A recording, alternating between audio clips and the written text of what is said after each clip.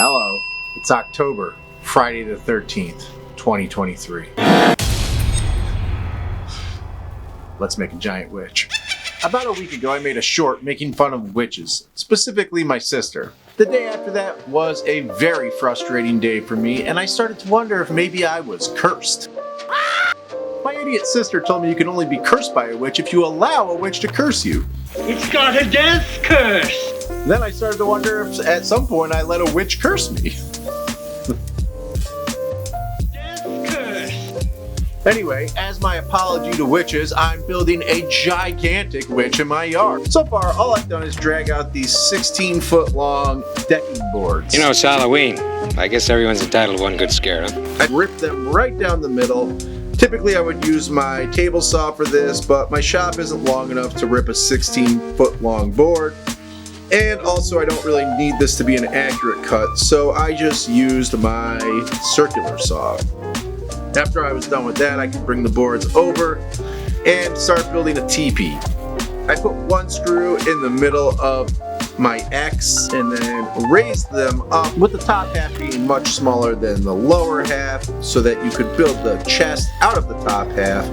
I placed my other two boards across the X and then went up and screwed those boards together. Once I was done with that, I could cut up the front of the chest and the back using the jigsaw. I don't want that to come all the way up to the top because I want it to look as if she has witch boobies.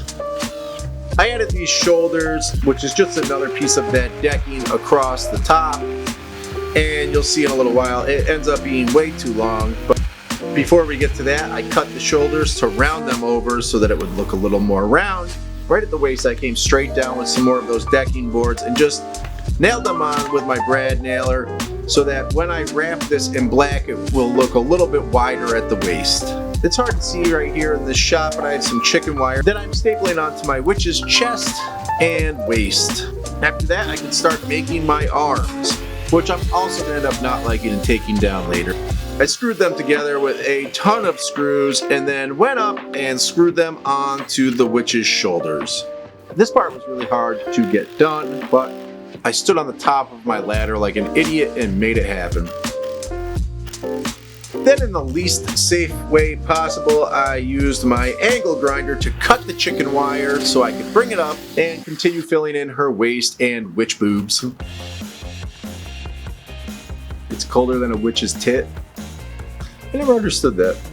After that, I could take some more of this chicken wire and wrap it around the bottom of her dress, and I started working my way up. Then I took some black weed mat, wrapped that around the bottom of her dress, cut some pieces to go over the top of her and brought them up onto the ladder and started putting them on. The chicken wire is underneath all this weed mat to help fill her out and make her look more like a human shape and less like a bunch of sticks. I used a staple gun to attach all of this weed mat.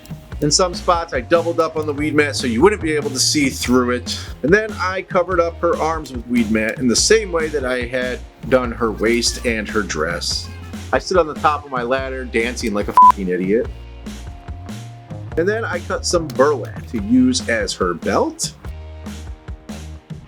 I wrapped that around, tied it. Then I took another big piece of shredded burlap and put it around her neck so that you won't see any wood where her neck will be after I attach the head.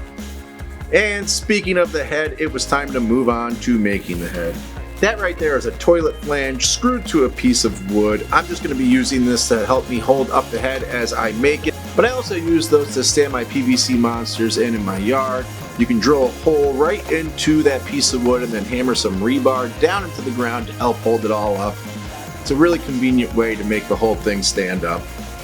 My parents and I built a giant witch back in 1997 for our yard, and the only reason I know it was 1997 is because this is the head and it's made of paper mache, which means the insides are full of newspaper. I decided since this thing was basically trash, I would use it as the inside of my new witch head, which was fun to me because now I know the old witch head will always be inside the new witch head. First thing I did was wrap the whole thing in duct tape to get it into kind of like a rough shape of a head. Oh, and I taped it to that large dowel on the back. I'm going to be screwing that dowel onto the neck. Then I started covering it with Loctite spray foam. This is not my technique. I've seen lots of people do this, but there's one specific guy who does this really well. Go check out Stiltbeast Studios on YouTube. I'll put a link down in the description of this video so you can click over and see him making these. He does a much better job than I did, but this was my first time and I really wanted to try this method. So once I had the whole entire thing covered in this Loctite spray foam, I let it all set up a little bit until it was tacky, and then I could go back and start shaping the head. I made a big mistake here and did not let it get tacky enough and got this stuff all over my hands. I still have some on my hands now, and it has been days since I did this. I spent hours and hours trying to peel this shit off. Do not make this mistake. First of all, don't be an idiot and wear gloves, and second of all, let it get tacky before you start touching it. I shaped the face the best I could, and then I started adding a little bit more spray foam because I was not happy with the chin. After that, I went over and just started spraying out some hands on this tarp that I could peel off later. The hands did not go great, so I'm not going to get into the details of that, but they worked. It's a witch, so I'm not too worried about the way that the hands came out. Then I could start painting this. Basically, all I did was just added a lot of layers of colors, mostly gray, black, green, and yellow tones, red for the mouth.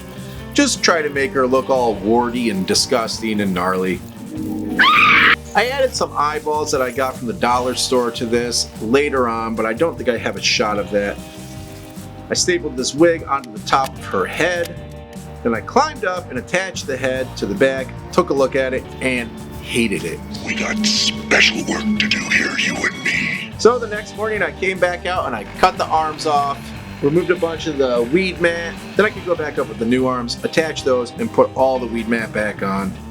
It was worth it in the long run. It looks way better. I did not want to do it, but I'm so happy I did. To make the hat, I just cut out this piece of plywood, as you can see right here with my jigsaw, and then just started stapling weed mat to it. Once it was all stapled to it, I could make the point for the hat by just bunching up a bunch of weed mat and stapling that to the top. I took some more of that burlap and put a little stripe around her hat, which I don't think anyone will ever be able to see, but I did it anyway. And once I had her head attached, this project was done.